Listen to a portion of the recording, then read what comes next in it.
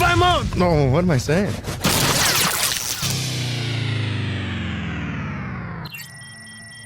What, this? It's nothing. Really, it's nothing, Ed. It's just, it's just Vocal Minority with Nick and Steve. Have a good time. Make sure your seatbelts are fastened. Okay, you little bastards. The time has come. The moment we've all been waiting for.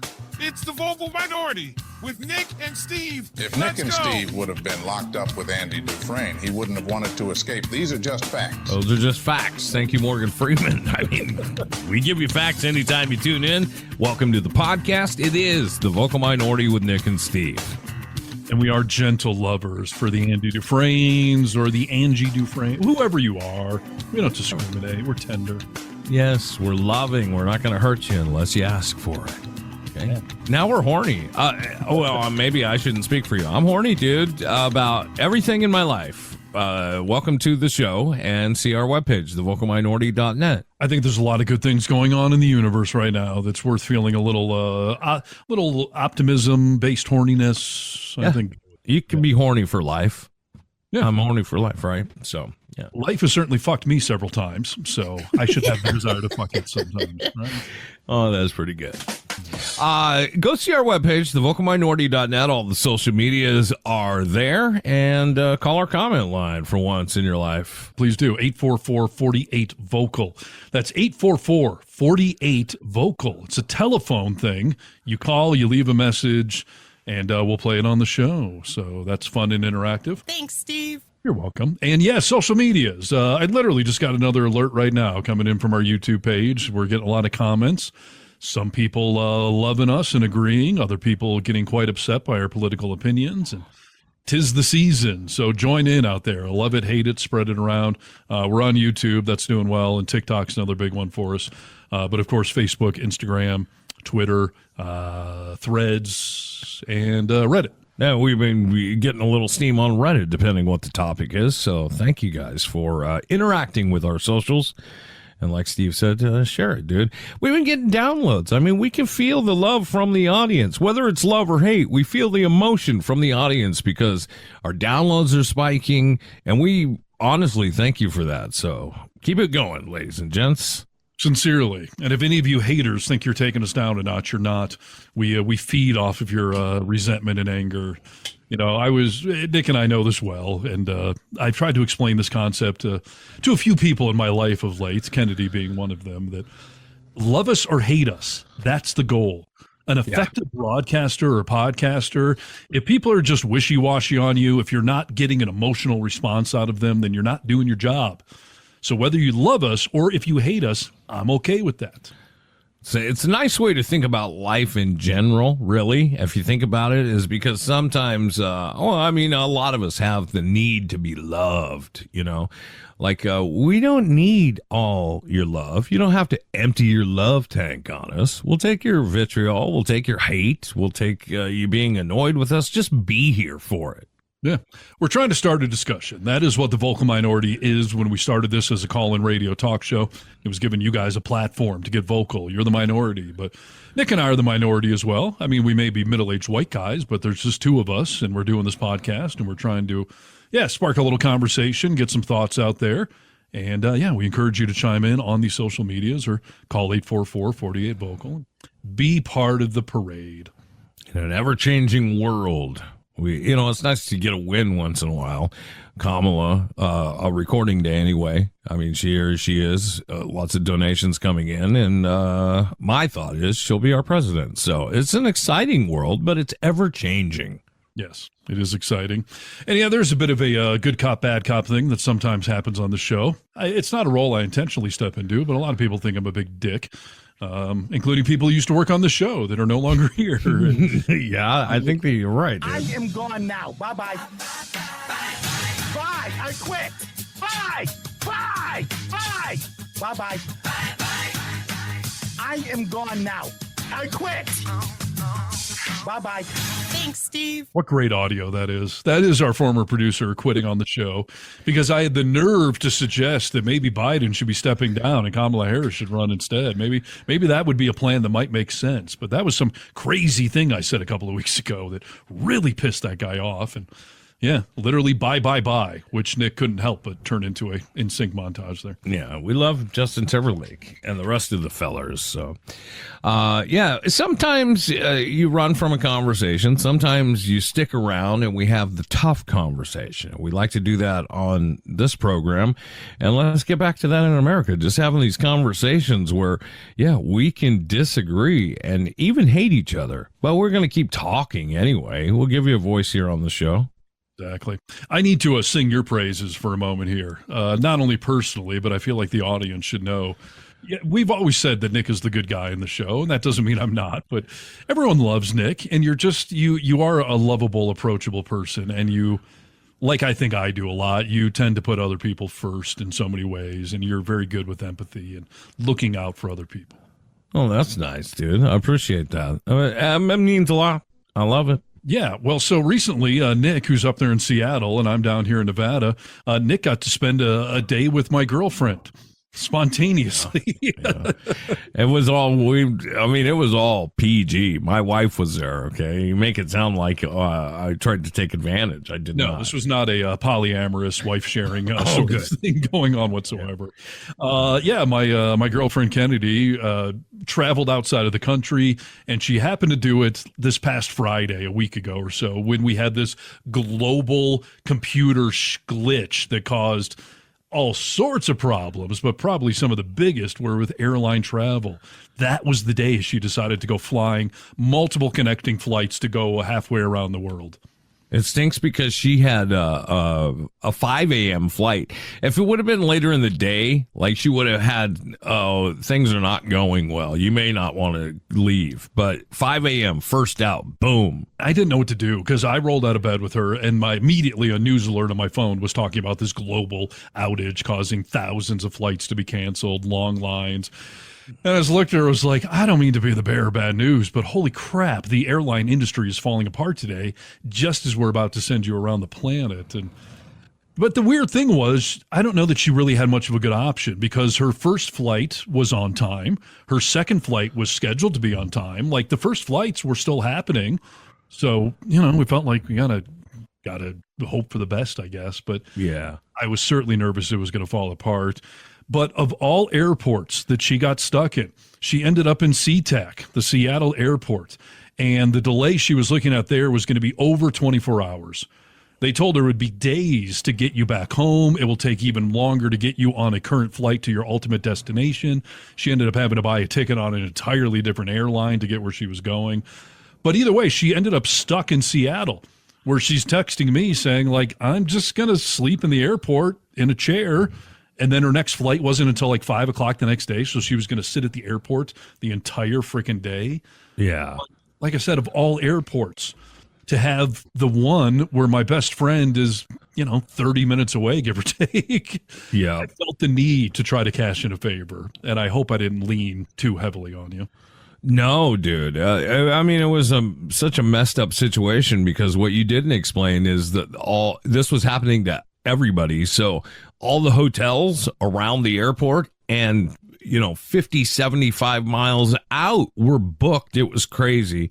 And the ones that weren't booked were like, you said a Motel 6 was like going for $350 a night or something, Yeah. No, I mean, there were thousands of people just at that airport affected by it. So, yeah, the idea of renting cars, getting hotels, it was a comical thing. So, yeah, she was going to spend about 28 hours just sitting there at the airport, sleeping in a chair. I mean, talk about being in a vulnerable position. She was like, there's other people here. We'll all watch each other while we sleep. So no one robs us or, steals my phone or whatever. So yeah, I called Nick. I was just like, dude, I don't know what to tell you, but, Kennedy's at the airport. Like, can she come sleep on your couch? Like, could she do anything? And you and Rachel opened up your home. You went and picked her up at the airport. She offered to Uber, but no, you went and picked her up and you brought her to your home. Yeah, I was glad to do it, dude. I felt like I told you, I felt so bad. Like of all days, our spare bedroom. We have a 2-bedroom place in our spare bedroom. That day, I started ripping it apart. So I was like, I don't really have a bedroom for her, but we got it put together. Hilarious because my first thought was, well, Nick's got a spare bedroom. Like, come on, and then it happens to be the one freaking day Nick tears it apart to remodel it after months of procrastinating. Apparently, yes, completely, dude. My wife's been on me for more than a year to let's get that room taken care of. So yeah, I just started it, but I just told her, this is not going to be the Four Seasons, but I put the room together enough so you have a bed and a little privacy, to go to sleep. So it worked out. So it was good. You are a champion. Yes. Good to spend time with her, because I've only got to meet her in person one time. So, it was nice. And that she's never met Rachel. As soon as she came in, her and Rachel started talking, and I went down I washed the sheets and I was putting them on the bed. I come back up and she's sitting at the bar with Rachel. They both got a glass of wine, just going back and forth. I was like, oh, you guys are going to get along great. It's perfect. Yeah. And like I pointed out that night, it was so funny. Like I took her to the airport that morning, and then you picked her up at the wrong airport, but your airport that night. Like I told her, this is what we do for our listeners, because Kennedy's an avid listener of the show. Like we Uber ourselves out and do what we can for our audience. Yeah, it was. I guess if she was going to get stuck, this was the place to do it. So, our pleasure, dude. It was good. Well, traditionally speaking in this world, that's the kind of thing you do. You look out for your fellow man or your man's girlfriend. You open up your home. You do those sorts of things. But it's kind of like in the old days when someone would just call your telephone and you would just answer the phone and have no caller ID, or someone would knock at your door. But nowadays, that's kind of crazy. If someone just shows up at your house, knocks on the door, just randomly calls you, what the hell's that about? We don't even answer from blocked numbers anymore. Right. I mean, that was every phone call. We had no idea if it was the power person looking for the bill or, your ex-wife. Who was it? It's so funny because even in this day and age, you and I are obviously very good friends. I will still text Nick and be like, hey, dude, can I call you? You're around. Like, I would have just assumed I'm just going to cold call you. Right. Yeah. No, and usually if we cold call each other, something's wrong. You know what I mean? Like, we need to talk right away. Yeah. Well, I stumbled across this article here talking about traditions in America that we're losing to progress. And I think progress is a little bit of technology like we're talking about. Like, why would you just cold call someone? Text them first and find out if they're available or whatever. Yeah.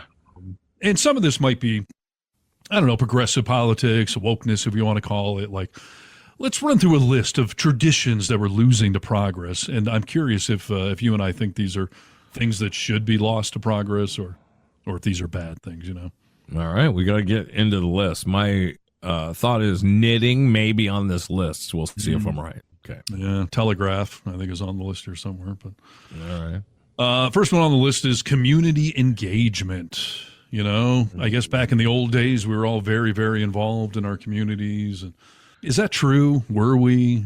I don't know. I still have little community gatherings around here I go to, but I told you, moving to this more conservative town, I don't feel like I fit in with the community, but I never really did in my more liberal town either. I would go to certain events, but community engagement, do you think that's been lost to progress?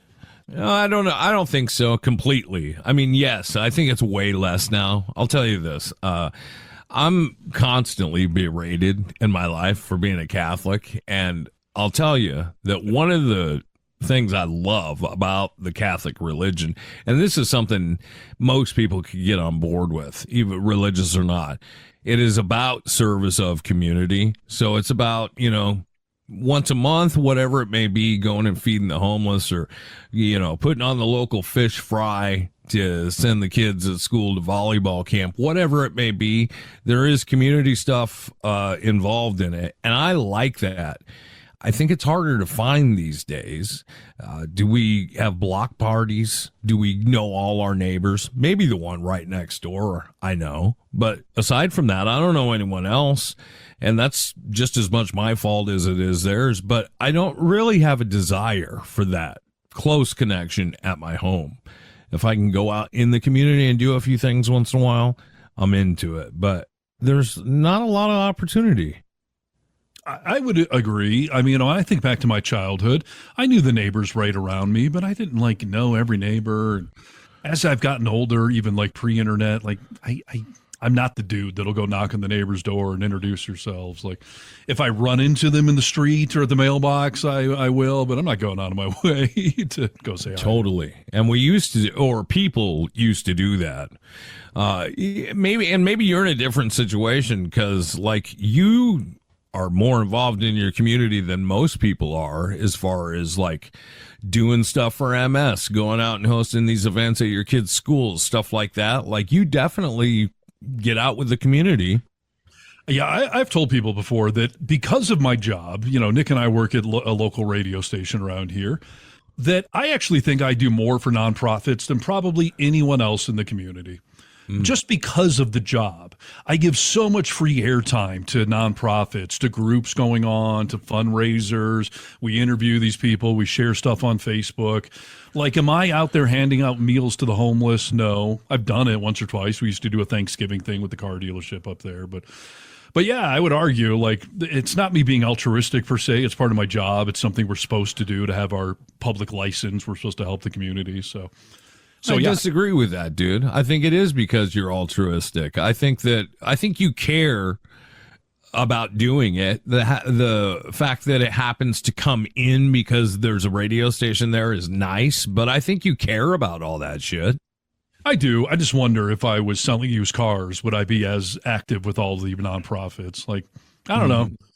I think the radio station is a good conduit for it all. It allows me to, do a whole bunch of good stuff. But yeah, if I wasn't, I wonder if I would be out volunteering for any of these things. I mean, maybe not. I don't know. Dude, when we used to, this is just, it has nothing to do with church, but when we used to come back from church to go home, once a month in our community I grew up in, they had a pancake breakfast that we would go to. Yep. And it was just like a Grange full of folks eating pancakes, talking, having fun. We don't see really that anymore, or I don't.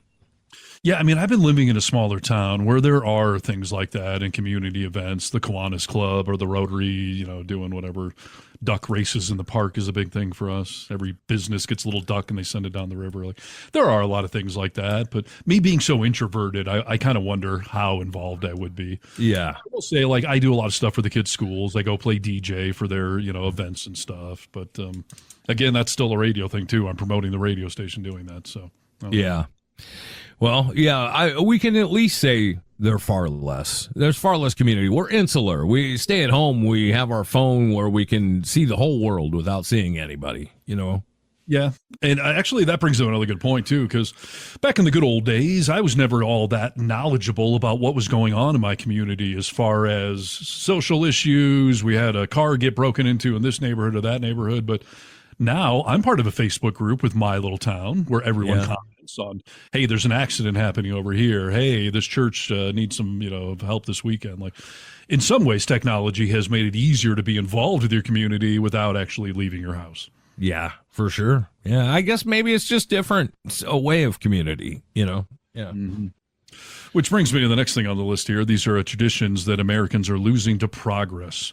Privacy, I mean, cameras are everywhere. Your expectations in being recorded in public are non-existent. And yeah, I mean, these are all things that are a sign of technology. But I don't know, back in the good old days, I was still allowed to walk around the neighborhood. And if I could see something from public, I would. You could. It's not like the laws have actually changed. Everyone's got a camera in their pocket or purse, whatever, everyone's got a camera for the most part.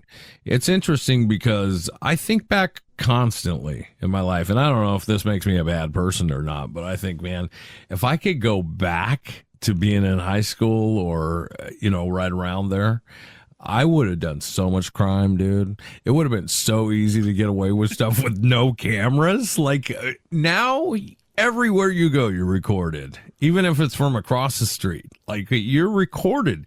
In our high school days, dude, I could have done so much bad shit. Yeah. No, it's a good point. I mean, yeah, there are cameras everywhere. Not only do we all have one in our pockets, not only are there street cameras and ATM cameras, but yeah, almost everyone's got a Ring doorbell camera now. I mean, yeah, do you know how many times I would have been busted TPing someone's house or chucking eggs in their house because he's got a freaking camera now. So Totally. And we could get even riskier. We could do murder because there was no DNA, like, it was easier to be a criminal back then. right. John Mulaney's got a good bit about that of, getting away with murder back in the day. It must have been so easy when they weren't fingerprinting. There was no DNA. They would literally just do a chalk outline around the person and be like, all right, let's study how the position they died in. Like, that's as in depth as they could get. So Totally. I'd like to think it's helping with some of these issues as well of, less neighborhood crime and all that. Because, yeah, you little turds, there's cameras everywhere. It seems like we've gotten to a place where we don't really care. Like, people just do stuff in front of the cameras. It's still hard to find someone sometimes. That's a realization I had years ago. I had a buddy working at a 7-Eleven, and I was like, hey, dude, you care if I grab a Twinkie off the shelf? And he was like, go ahead, man, I could care less. And then I thought, oh, no, your camera's on. He's going to, he was like, do you think that we're going to figure out that a Twinkie is missing, go back over 24, 48, 72 hours of surveillance, find you, and then what are we going to do? Okay, so it's a white guy with red hair and glass, like we have facial recognition or something, like the FBI is going to get involved. Get a Slurpee, dude. Move along. Right, yeah. And it's fun to do naughty things in front of cameras, too. So there's that. Here's a tradition that's been lost to progress that I'm just fine with. Handwritten letters. I hated them when they were a thing, and I despise them now. It's so tough, dude, because I love to. Well, I shouldn't say a handwritten letter. I'd love to get a handwritten letter. I think I don't think I've gotten one in years. So, but handwritten cards with great messages in them, like I still love to see that, and for some reason, it means a lot to me when I get it. I don't mind writing them to other people that I care about, but I hate writing. My hand gets tired. I don't do it very often. I have terrible penmanship. I was going to say, has your penmanship gotten worse? Because mine was Yes. never good, but I've noticed mine is declining even more. Mine was never great, but I wrote something the other day, and I think it was like a shopping list, and my mother said, like, it looks like a 10-year-old wrote that. Like, I write real big letters. Yeah. No, I think unless you're doing like a kidnapping letter or something, I don't know why you're handwriting anything. And I don't know. I don't take it any less personal to get a nice text from someone than I do. I would think you're a little weird, actually, if you hand wrote me a letter in this day and age. It's weird. No, I wouldn't go that far. You think it was weird, creepy. A little bit. It's just so much unnecessary effort.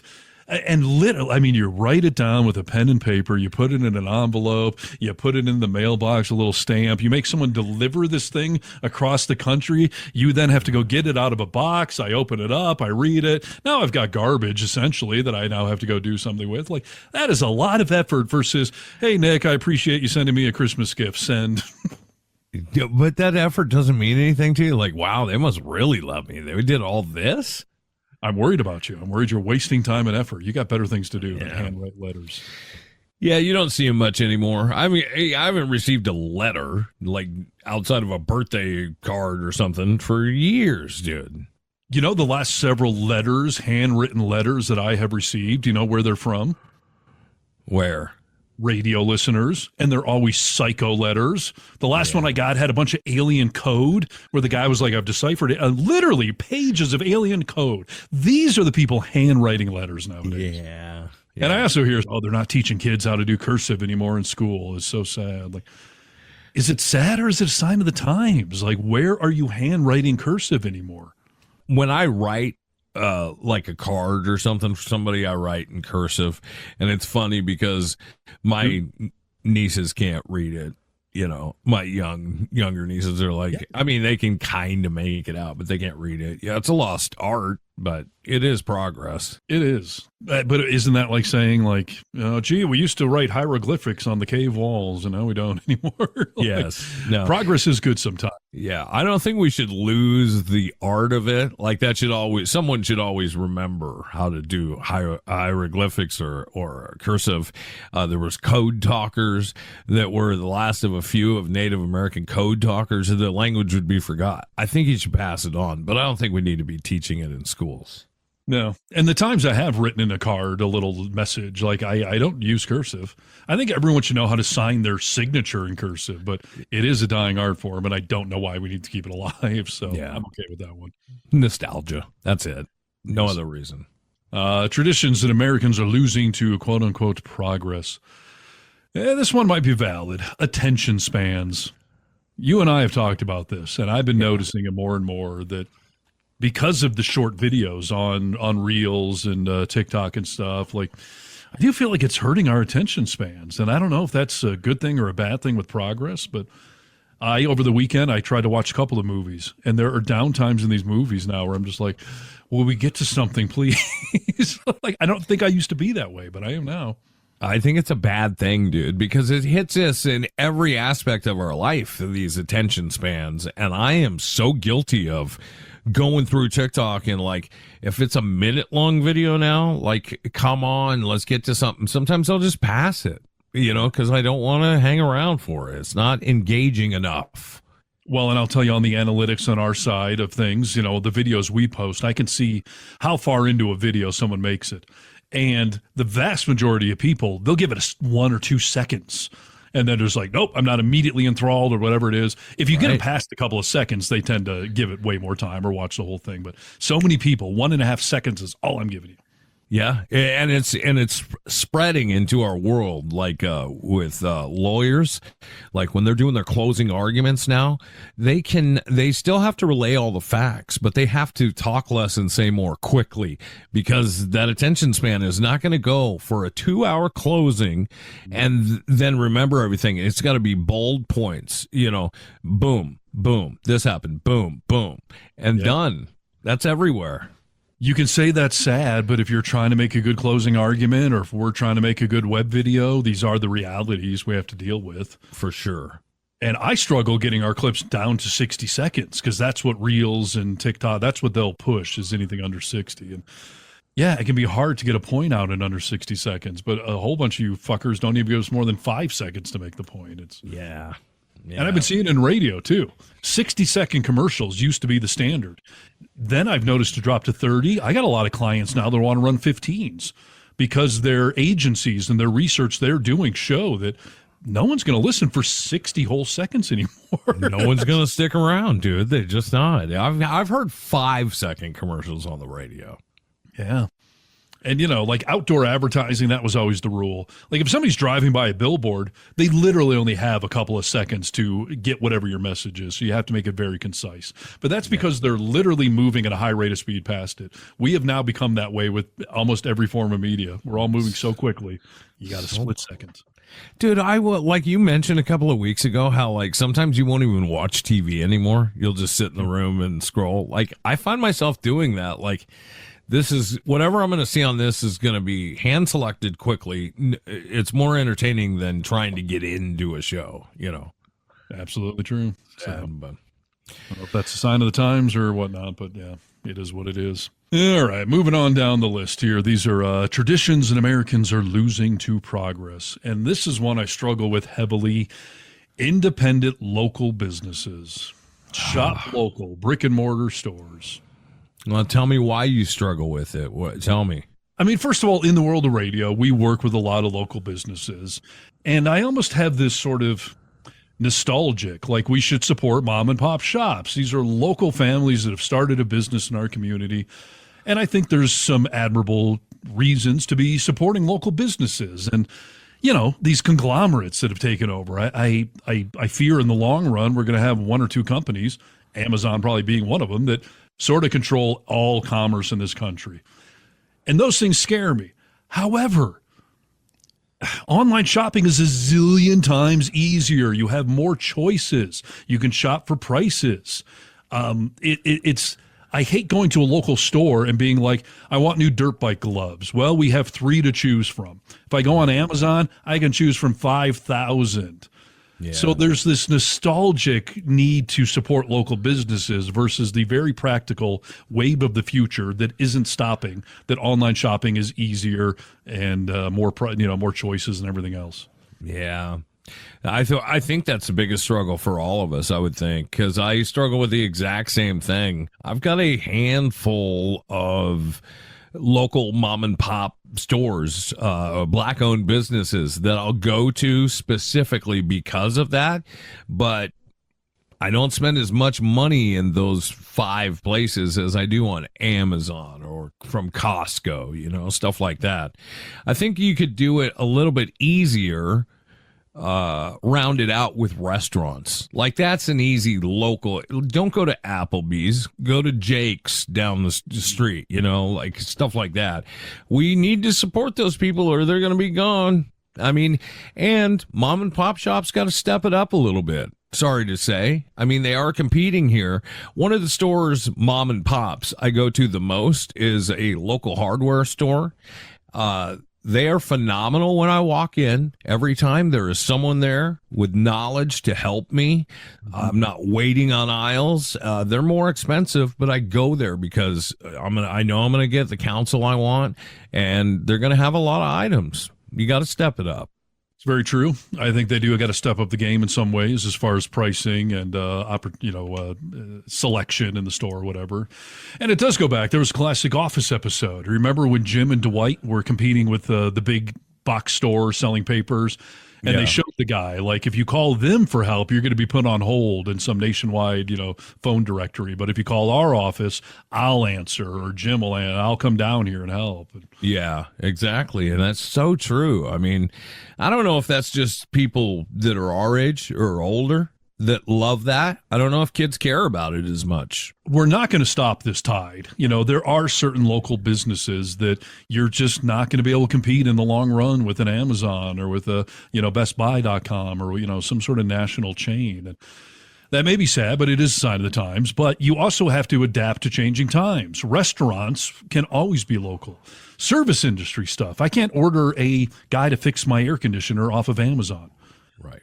And you can also, if you're a local shop that's dealing in artisan things or whatever, you can have an online presence and a retail store. Yeah. And that's what a lot of people seem to be missing out on. Amazon runs ads on some app I listen to, touting the fact that, about 40% of the businesses on Amazon are local businesses. This is just another way for them to get their product out there. Yeah, they're using our platform. It's still coming from those local businesses. Yeah, and I do know some local businesses that have excelled at that. Yep, we got our products here. You can come in and talk to us or visit our online store because it's all going to the same, kitty at the end of the day. So embrace some of this change in technology, right? Everyone's got to do it, for crying out loud, or you'll be left behind. That's one fact I can tell you. And look at us. We were radio broadcasters forever, and now we're embracing the world of podcasting because that is the way the industry has gone. Radio is shooting itself in the foot. It's homogenizing formats all over the country. There's no longer cool local radio stations with a local blend of music, cool local DJs. Radio is not fostering talent anymore. It's all gone to the podcasting world. Be like Nick and Steve and be perfect and progressive. She's a real champion. Please. Exactly. That's what I keep telling my girlfriend. I'm perfect. What is your problem? Come on, dude. You don't see it? How about this? Traditions in America that are being lost to progress. Respect for authority. It's interesting. A decline in respect for authority figures reflects broader changes in societal attitudes, including a growing demand for transparency and accountability. Interesting. Is wanting more transparency and accountability, like body cameras for cops, is that disrespecting them? I wouldn't think so. I do understand that it makes your job harder, but that's because you're accountable now, right?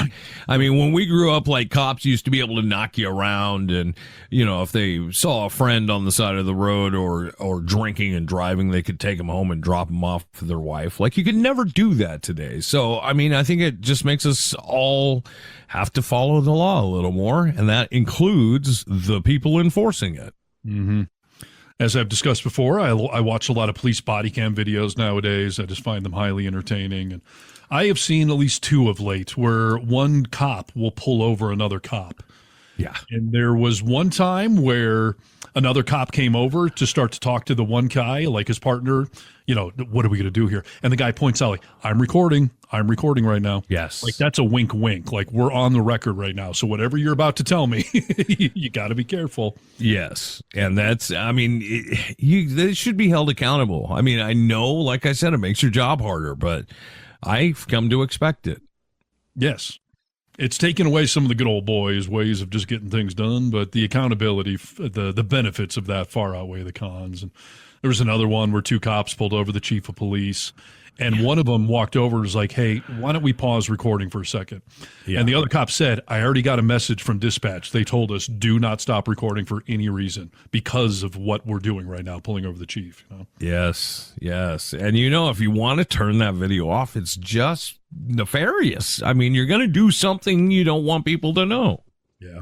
I don't think cops should have the options to turn those things off. And I don't care if they're taking a dump or something.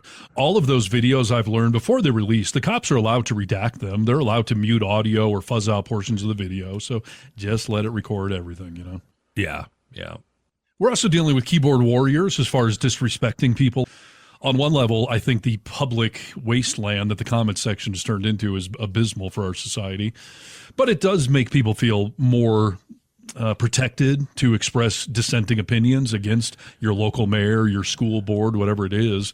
And there's some toxic level of that, but there's also a good mix there of you've got a platform now to be able to speak out against someone. I don't know if I see the good in it, to be honest with you. If you are going to go do something that you want to affect change at the school board or whatever, like, don't hide behind your keyboard. I don't care about you doing it the lazy way. Go do it in person, or you shouldn't maybe be doing it. I don't want these lazy assholes saying, like, this is my opinion.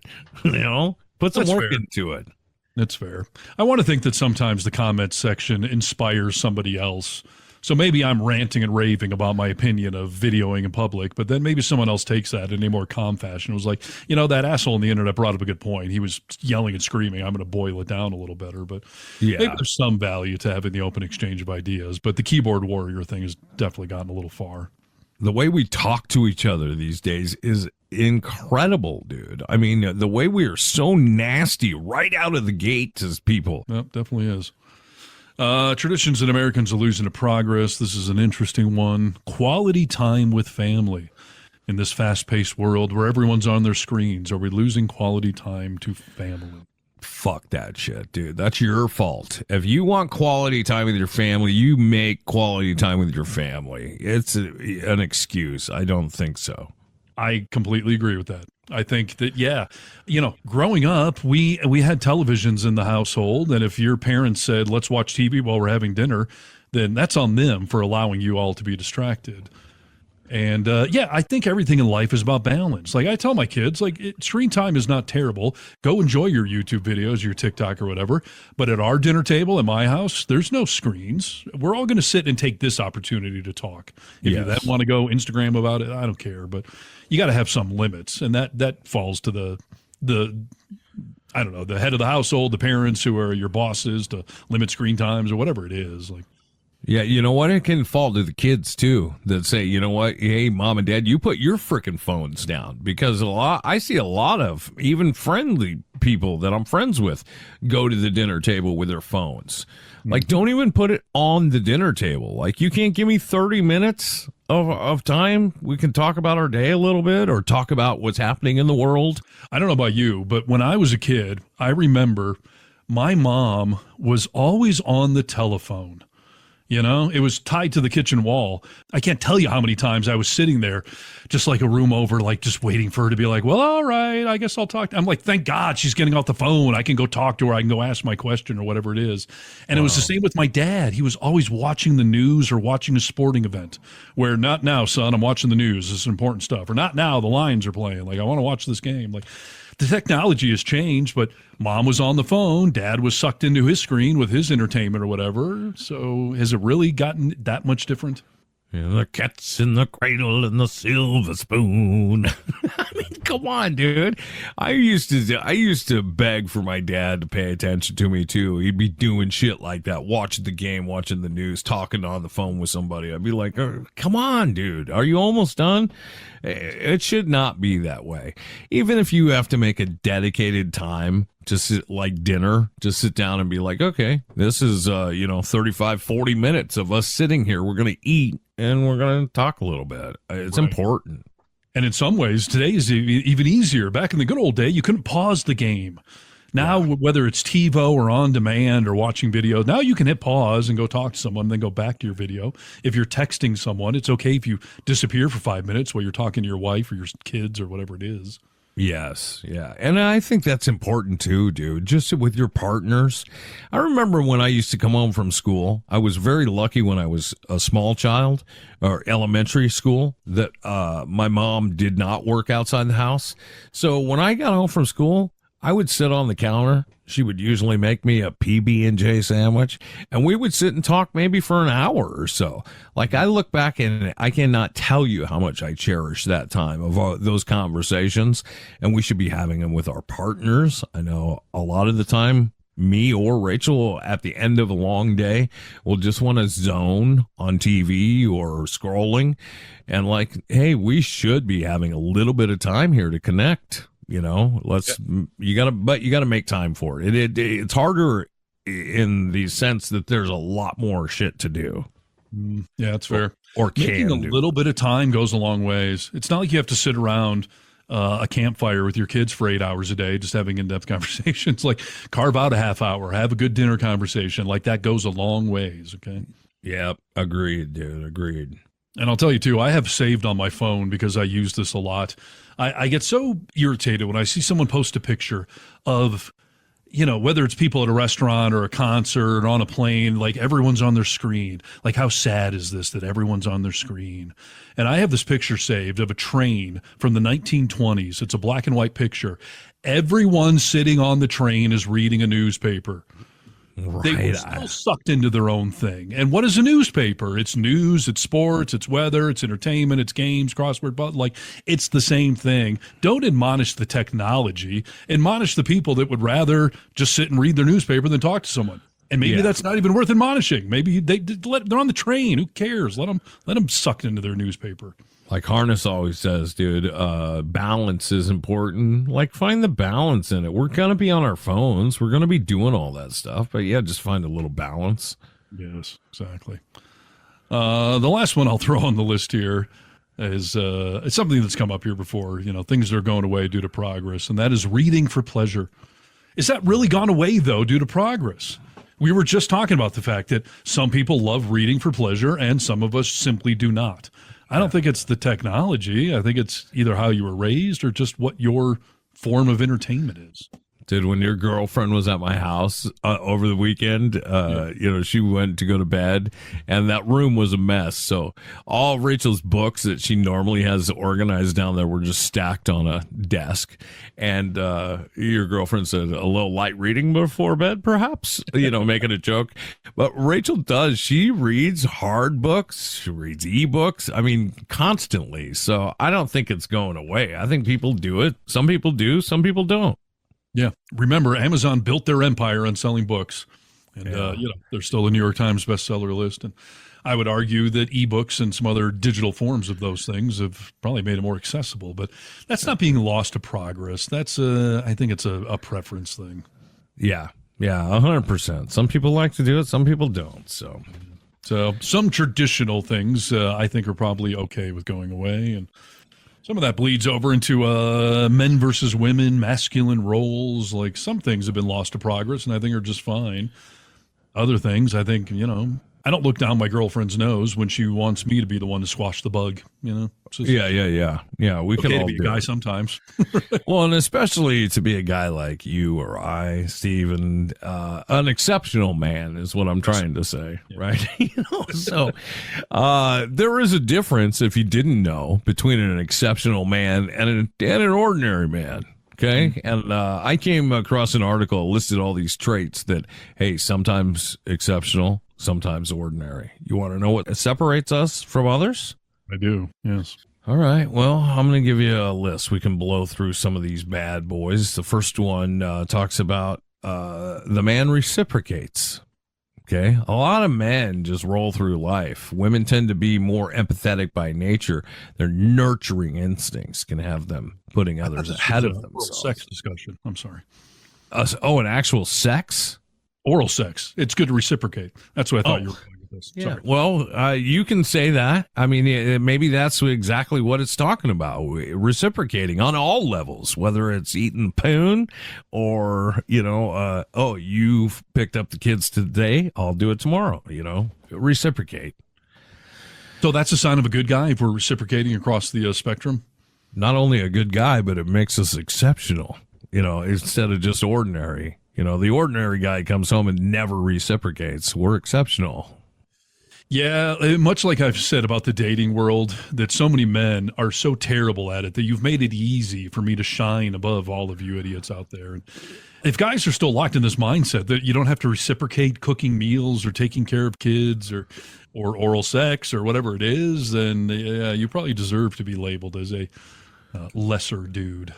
There has been a narrative that has come out over the last 5-6 years, especially, that a man that cooks or, I used to always hear my sister's husband say I got to babysit on Saturday. No, you don't. You have to watch your freaking kids is what you have to do.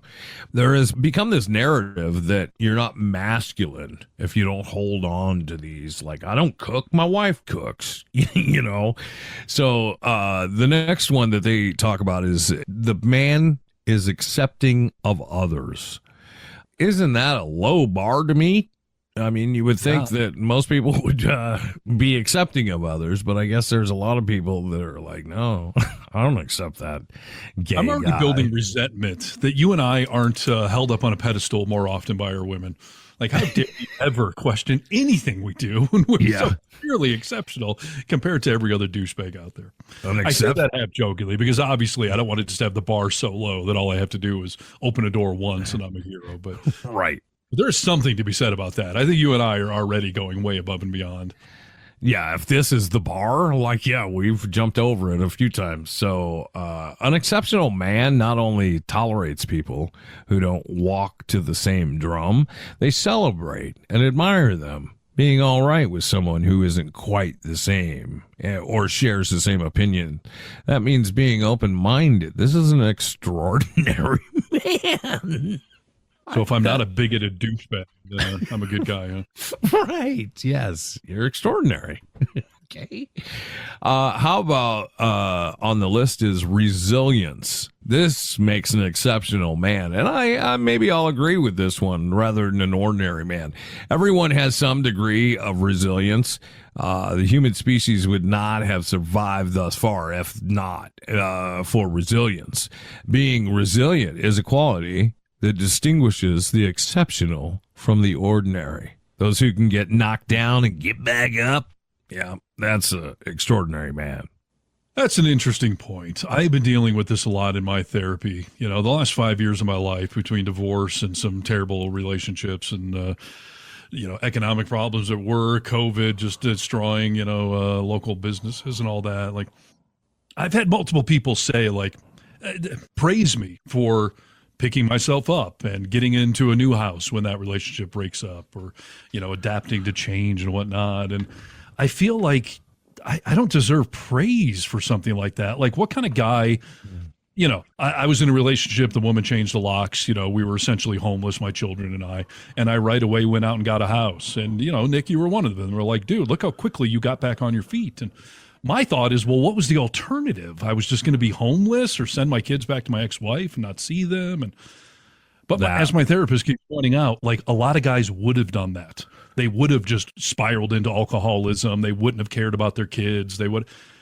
And again, I feel like that's the bar really low, but I don't know. I guess you got to pat yourself on the back for some of this, but it seems wrong to me. I don't know if you have to think about it as the bar is really low in a widespread way. But yes, there are plenty of guys given the chance to have the excuse to say, I'm going to have my kids stay with my wife until I get this figured out and back on my feet. You didn't make any excuses for yourself and you just tackled it. And no matter how hard it was at that time, you forged forward, where some people may have said, like, it's going to take a few months. Like, I'll put my kids with the wife and do this, even if they're not a bastard. Like, I don't care about them. But you didn't make excuses. And I think that is resilience, is jumping in and getting things taken care of, no matter how hard it is. That's not always easy to do. Mm-hmm. It's interesting. I feel like it's that old Chris Rock bit about, I won't get into the nuances of it because it involves the N-word, but, guys don't want credit for something they're supposed to be doing. Yeah. His joke was like, I don't beat my children. Like, well, you're not supposed to beat your children. I pay for my children. You're supposed to pay for your children. That's how I feel. Like, you're supposed to be doing these things, but I don't know. It's a fine line between doing what is obviously right and then, maybe a little recognition that I could have beaten my kids or not, never gotten a house again. But yeah, it feels upside down. You're not supposed to shake your baby, dude. Did you know that?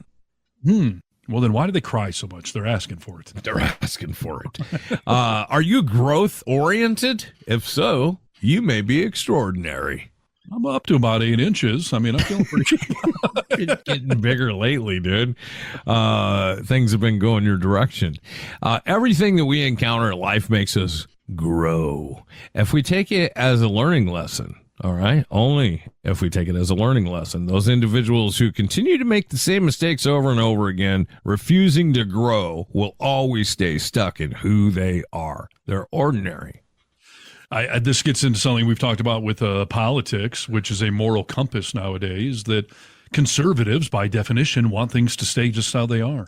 And progressives, by definition, want they want progress. They want things to change. So for moral compass reasons, and then that bleeds into politics, feel that being progressive is, of course, the right answer. Yes, of course. We're not going to make the same mistake over and over again and not grow. Not only does that make you an ordinary person, but that makes you a crazy person, right? That's the definition of being crazy. So we should grow and get better, be open to change. Yeah, but 40% of this country wants to, quote unquote, make America great again, which, again, that implies going backwards to a time in the past where it was what you think was great. So they're embracing their sort of, ignorance towards progress and making things different or better. Make America greater. Why don't we say that? We don't want to go backwards. Come on. Yeah, but they do want to go backwards. So that's the problem. How about being authentic, Steve? I feel like you're a pretty authentic person. You don't seem to change for other people. I mean, if you need to be a little less of this or less than that to read the room, you can do it. But you're authentically yourself. This makes an exceptional man, always authentic, meaning he does not pander to those who seek to gain something from authentic people. Having a higher standard, integrity, will not cave to what they believe in or their moral code to gain advantage. That's you. Yeah, that's a double-edged sword, though, because a conservative could say the same thing. I'm not giving in to the woke crowd. I'm not going to accept gay people in my workplace. Like, you could say you're staying true to yourself, but yourself is a bad person, so maybe don't stay so true to that. So, no, you're right. I am authentic, but I guess it's lucky for me, quote-unquote, that my authentic things are treating other people well, looking out for others, trying to do right, trying to, vote for progressive candidates. If you have one or a couple of these things, you're not extraordinary. I think they all, like the one we just talked about, you have a growth mindset. So yeah, you're authentic, but you're growing. You got to have multiple of these to be extraordinary. Yeah, I've been dealing with this topic a lot with my clothing. I feel like the way I dress, which is kind of rock and roll, grungy, casual, I feel like that's staying true to who I am because it is who I am. I was a rock and roll musician. I have been a rock radio DJ for years. You and I work in an industry where people don't wear khakis and polos and shirts and ties. So I feel like I'm staying true to myself. But as I'm approaching 50, I've started to struggle with, like, maybe I should mature up a little bit in the way I dress, but I just don't feel like that's staying true to who I am, but maybe that's an excuse to stay backwards. I think you can make small changes without completely changing who you are. You know what I mean? I took the chain off my wallet. That's progress, right? When did you do that? Just recently? No, that was during my marriage. You know, my ex-wife, she used to beat me up all the time about that chain on your wallet. I thought it was cool and hip. I've been wearing a chain since I was 18. So I've made those concessions. My hair is short. When I moved to Seattle, when you and I first met, I had long hair, eyebrow ring, double piercing. Like, so I've matured some level. Some of that is just about getting older. I mean, we're growing older, but you're still cool. Don't worry. Thank you. Don't put that chain back on your wallet, dude. Okay. Next one on the list is this is a list talking about what makes an exceptional man instead of an ordinary man. This one's called kindness. Men tend to lead with less emotion than women, being more task-oriented. They usually seek to solve problems instead of coddling or handling things from an emotional perspective. Kind-hearted men believe in doing it the right way and doing the right thing. See, now I would argue too many men do work from their emotions, and most men will channel any sort of hurt into anger and rage. We've seen it with our own producer who stormed off the show a couple of weeks ago. Instead of having the debate, you know, he just crumbled into anger and, you know, resentment, and I'm going to run away. And I feel like a lot of guys work from pure emotion, and that's generally not a good thing. Yeah, I think it keeps going back to moderation. I mean, I think you got to have both. I think you got to be able to come at it, but it can be masculine to be kind. Like, this is just not even a sex thing, dude. This is just a people thing. Just be kind. And I don't know why in the days of yesteryear, men used to not be able to show kindness in the same way because it was viewed as less masculine. I don't know.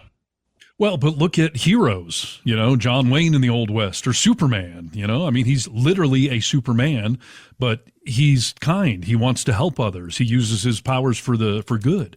The gunslinger that would, you know, save the old town in the West. Like, they may have been a masculine man. Superman may be strong and muscular, but he's using his powers for good. Great powers come great responsibilities, you know, not to cross over different superheroes, but you know, that's what a hero is. And a hero in a traditional movie sense or book sense usually is that strong man. Yeah. Be kind. The next one talks about being a risk taker. Maybe this is, I don't know if I get this one. I mean, I don't know if I can mark myself off as a risk taker. Exceptional men are never okay with being average or playing it safe. They're constantly pushing the mark to better themselves, whether that means playing hard or being more competitive mentally. How about you? You a risk taker? I think it's risky to ask for anal. So, you know, in that sense, I'm a risk taker. What, you feel like they'll say no, that's the risk, or you think you might get slapped? Yeah, there's a chance of the slap or the no, or you dirty pervert or whatever. Like, it's risky to put yourself out there emotionally like that. That's my point. You know, it's true. You ask to handcuff a woman, and all of a sudden you're Jeffrey Dahmer. Like, I was just trying to be the 50 Shades of Grey guy, right? I mean, you are taking risks. I think we take risks where appropriate. I'm not the most risky person in the world. I get too comfortable in certain situations where I don't want to jump out, but I'll jump out. I mean, I've done some risky things even in my adult life. You know, zip lining, rappelling down a mountain, stuff like that, you know. So, yeah, sometimes risks are a bold thing to do, and sometimes they're stupid. So I guess you got to weigh those things, but I don't know. Let's do one more, and then we got to wrap this up. Wrap it up like a Trojan. Gratitude is the best attitude. One of the biggest characteristics that exceptional men have over the average man is that they are grateful for what they have and the people they have in their lives. Being grateful involves seeing every situation as good, or the good in every situation as it presents itself. It's interesting. I feel like I'm very grateful to the people in my life, and I think I do a pretty good job expressing that. But where I've realized I have a major shortcoming is being grateful to myself, to acknowledging good things I've done or accomplishments I've made. I look back over my life and, like, you know, there are things that I don't think I give myself enough credit for, things I've achieved. So I think I have to show more gratitude to myself. Yeah, I think that's a good one, dude. I mean, yes, you do express your gratitude, I think, inside your circle But yeah, you should be more grateful to yourself, dude. Being able to see that stuff is important to your growth. We just talked about growing, like you should be. Everybody should be. I mean, we got to learn to love ourselves and acknowledge the good things that we do and the people that we are. And at the same time, acknowledge the bad people we are and the bad things we do. It's, Sure. I think a lot of guys, if they did do a little more self-reflection, some of the toxic masculinity or some of the urge to jump to anger, you may see that naturally sort of de-escalate itself when you give yourself a little more praise, a little more pat on the back. Doesn't mean being egocentric about it, but, it's okay to do something good and to say, like, all right, I did something good there. That's a good thing to do. This is all about being an extraordinary man. And as you learned today on the Vocal Minority with Nick and Steve, you too can be extraordinary. Just keep listening to the podcast, dude. We'll teach you. I think extraordinary men host podcasts and put themselves out there. We advocate for a lot of things that we don't need to, but we do. And we're providing some entertainment and all that too. So this is we're just exceptional men. That's what I've learned today, Nick. So kudos to us both. We're phenomenal humans. Yes, indeed. See our webpage, thevocalminority.net. Call our comment line, 844-48-VOCAL. Definitely find those social medias. They're going crazy nowadays. So we want to hear your comments. We want you to share these things and help us grow the show. So check us out on Twitter, on YouTube, TikTok, Instagram, X, Reddit, Facebook, and all of them. Hello there, champions. You guessed it. It's George Clooney. Taking a break from drinking baby blood and sending emails that change the course of America. Just stopping by to thank you for doing your part for democracy. Thanks for listening to The Vocal Minority with Nick and Steve.